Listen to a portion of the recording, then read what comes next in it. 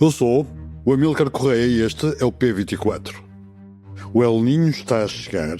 Estamos preparados para o verão quente? O El Niño começa na primavera e afeta gradualmente as temperaturas, os ventos e o clima em todo o globo. Para algumas regiões isto traduz-se em secas, como na Indonésia, para outras significa chuvas torrenciais, como no Peru. O Observatório Climático Europeu diz que é apenas uma questão de dias até voltarmos a ver temperaturas recorde na superfície do mar. O El Niño é um fenómeno natural frequente há cerca de 5.000 anos. A sua sobreposição a um planeta a escaldar aumenta a probabilidade de batermos recordes de temperatura global. E sabemos que muitos dos anos mais quentes coincidiram com El Niños de maior intensidade. As previsões apontam para um fenómeno potencialmente muito forte e os cientistas dizem que o mesmo deverá persistir pelo menos até o final do ano. Previsões recentes indicam que o El Niño em desenvolvimento no Oceano Pacífico tropical poderá ser dos mais fortes já registados e alertam para temperaturas globais recordes. Dados recentes mostram que partes do Pacífico aqueceram rapidamente e que a temperatura da superfície do mar atingiu cerca de 0,5 graus Celsius acima do normal. O fenómeno torna-se mais intenso quando a temperatura da superfície do mar é pelo menos 2 graus acima da média durante um longo período. Fenómenos meteorológicos extremos devido às alterações climáticas em conjugação com os impactos crescentes de El Niño em desenvolvimento poderão fazer com que ocorram neste ano incêndios globais e fenómenos meteorológicos sem precedentes. Quanto a Portugal, podemos estar a salvo do El Niño, mas não das alterações climáticas e de fogos de grandes dimensões. Andreia Cunha Freitas, jornalista da secção do Azul, do Público, e que assina na edição de hoje 3 artigos sobre este tema, é a convidada deste episódio. Estamos preparados para o verão quente? Bem-vindos ao P24, o seu dia começa aqui.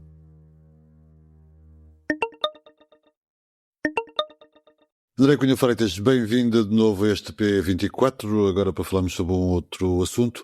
É certo que vamos ter o fenómeno El Niño muito em breve, agora na primavera. Explique-nos como é que ele se forma e já agora qual é que vai ser esta dimensão que o fenómeno irá ter em 2026, 2027. Obrigada, Amílcar. Ainda é certo, dizias tu, que vamos ter o El Niño este ano. De facto, todos os modelos indicam que estaremos sob a influência deste fenómeno natural. Ainda há um grau elevado, algum grau de incerteza sobre a intensidade do fenómeno. A primavera é um período difícil para prever a intensidade do El Niño, mas todos os modelos neste momento indicam que ele se vai desenvolver. As águas no Pacífico já estão a aquecer e, portanto, a anomalia, que é a diferença entre a média e, portanto, um valor acima da média, já está a sair da fase neutral, que é a fase em que agora estamos, de facto. Ainda não estamos numa fase El Niño, ainda estamos numa fase neutral neste momento, mas é muito provável, todos os modelos indicam, que as águas aqueçam e que com isso o El Niño se manifeste, o que tem reflexos no planeta todo. É importante explicar que o El Niño é um fenómeno climático natural e que acontece quando as águas do Oceano Pacífico, que são perto do Equador, ficam mais quentes do que o normal. E isto mexe com o clima em todo o planeta. Sim, ele é tão natural e tão antigo, tem, salvo erro, cerca de 5.000 anos, pelo menos desde que foi registado pela primeira vez. Tu escreves nos textos que hoje publicas no Público, são 2 textos e uma entrevista, que o risco não está tanto no El Niño que se está a formar, no El Niño iminente, mas sim na conjugação deste fenómeno natural antigo com o planeta em total desequilíbrio que está a escaldar, não é? O pior ainda poderá estar para vir em 2026, é o que tu dizes. A que é que te referes propriamente? Refiro-me a fenómenos extremos, a incêndios florestais de uma dimensão muito grave, a cheias, a ondas de calor, mas de facto é o que tu dizes. O problema aqui não está no fenómeno natural, como dizes, que existe já há milhares de anos. Embora o nome El Niño, e é uma curiosidade, seja do século passado e não seja assim tão antigo, o nome que veio para o fenómeno. Por causa do Natal, como tu explicas. Sim, foram os pescadores que batizaram este fenómeno porque as águas aqueciam os pescadores do Equador e do Peru que batizaram este fenómeno, as águas aqueciam perto do Natal, daí chamaram-lhe o menino em referência, portanto uma referência ao menino Jesus. E Laninha vem por oposição, primeiro ainda foi anti-El Niño, mas depois passou a ser Laninha. E de facto o mundo resta nesta oscilação entre El Niño, Laninha e uma fase neutral. Mas o problema não é o El Niño, é de facto termos este ano, com o El Niño muito provável a manifestar-se de uma forma intensa, temos muito possivelmente um super El Niño, a manifestar-se mais para o final do verão, outono, em força, não é? Embora a escalada comece já agora, em maio, junho começa aqueles gráficos em forma ascendente, aquelas linhas que nós vemos naqueles gráficos que muitas vezes vemos nestes temas. Temos uma espécie de um esparguete a subir pelo gráfico acima, porque são os vários modelos que existem e as várias previsões que existem. Mas todas elas, este esparguete está com os fios todos a subir. Portanto, é tudo uma escalada que indica a manifestação do El Niño. Mas, de facto, como tu estavas a dizer, repito, o problema não é o El Niño, que é um fenómeno natural. O problema é que nós estamos num planeta mais desequilibrado do que nunca.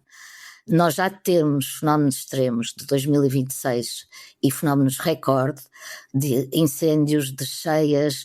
Tivemos aqui em Portugal também uma manifestação que de alguma forma podemos dizer que também está muito associada às alterações climáticas no início deste ano, com as tempestades e com o comboio de tempestades. Portanto, o problema está em ter este El Niño sentado em cima de um planeta completamente descontrolado e em desequilíbrio. Isso sim torna tudo mais preocupante e como o El Niño se vai desenvolver nos próximos meses, eu digo, ainda vem pior do que aconteceu nos primeiros meses de 2026. O provável é que o pior esteja para vir, de facto. Muitos dos anos mais quentes coincidiram com El Niños mais fortes, mas a relação entre as duas coisas não é assim tão linear. Certo. Não, o El Niño, exato, o El Niño manifesta-se de diferentes formas em diferentes regiões do planeta. Há algumas zonas com chuvas intensas, outras com ondas de calor, mas sim, há uma frase muito conhecida que é usada pelos investigadores, que é o que se passa no oceano não fica no oceano, não é? E isto é usado para outras coisas, é que de facto tudo está ligado neste planeta. E o facto de termos as águas do Pacífico a aquecer tem depois uma escalada de acontecimentos que vêm a seguir a isso.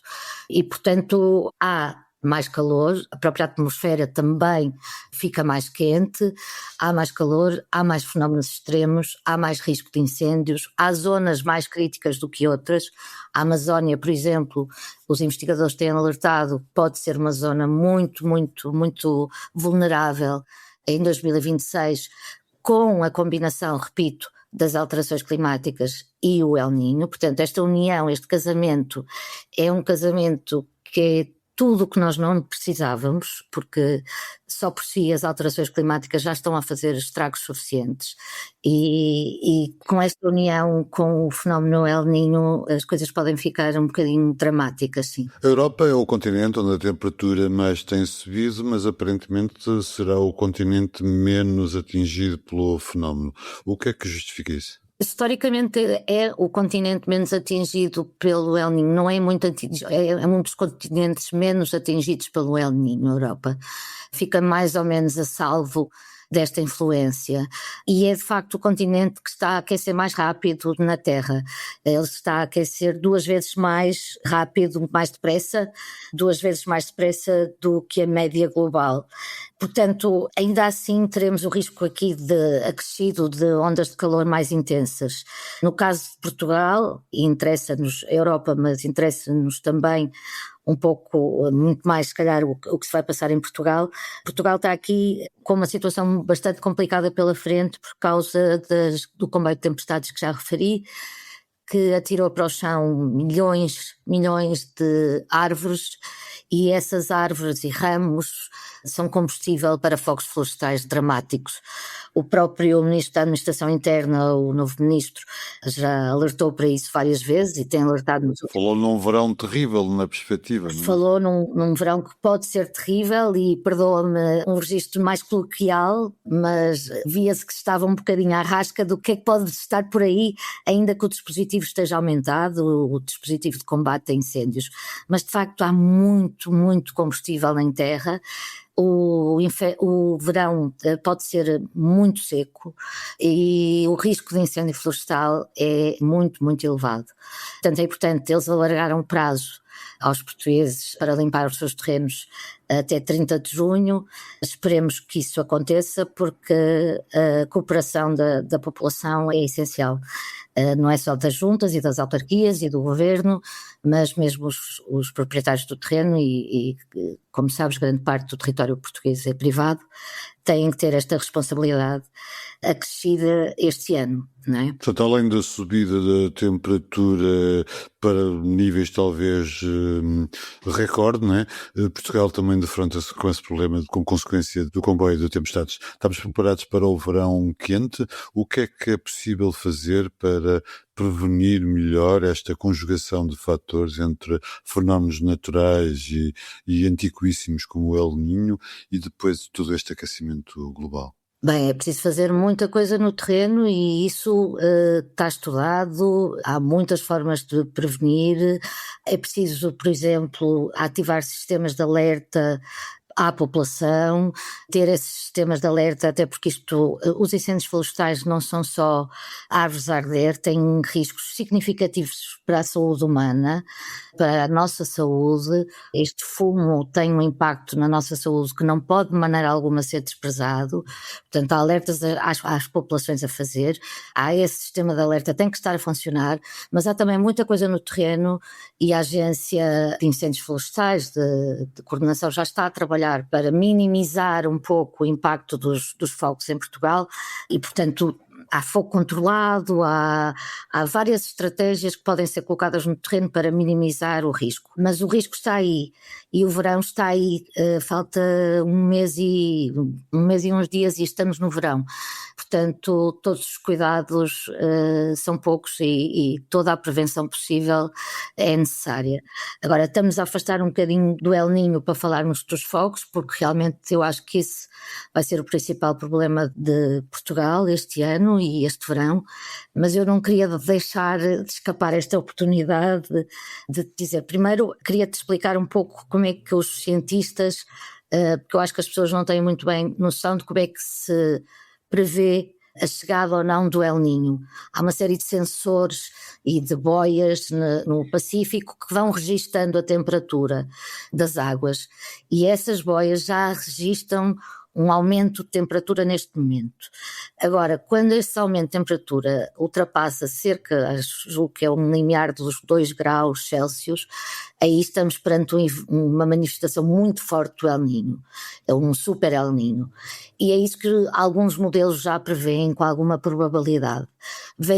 Os modelos variam, porque os cientistas usam diferentes locais para monitorizar este fenómeno, diferentes alturas, mas estamos agora numa altura crítica e que vamos ter certezas a muito curto prazo das principais instituições meteorológicas sobre a intensidade do El Niño que poderá desenvolver-se em 2026.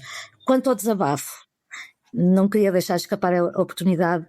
Pronto, é importante e acho perfeitamente natural que o El Niño atraia a atenção de todas as pessoas, porque de facto pode significar um agravamento da situação do planeta que já está tão frágil, mas tal como dizia uma cientista do Imperial College, muito conhecida, não entrem em pânico com o El Niño, entrem em pânico com as alterações climáticas.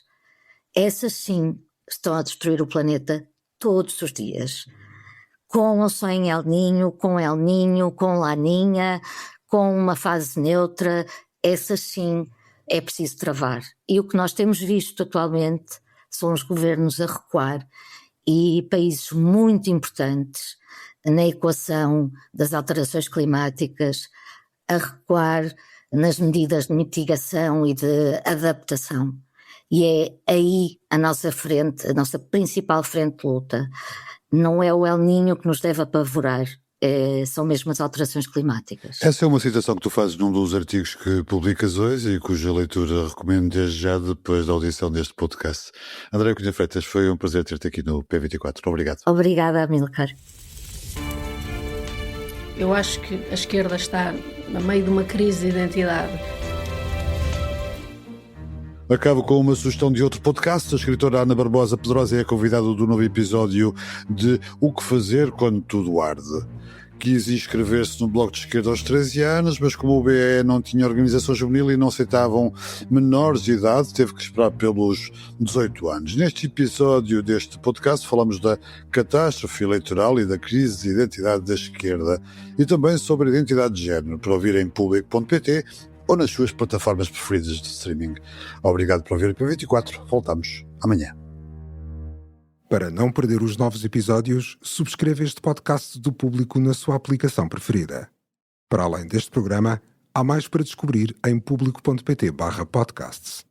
O Público fica no ouvido.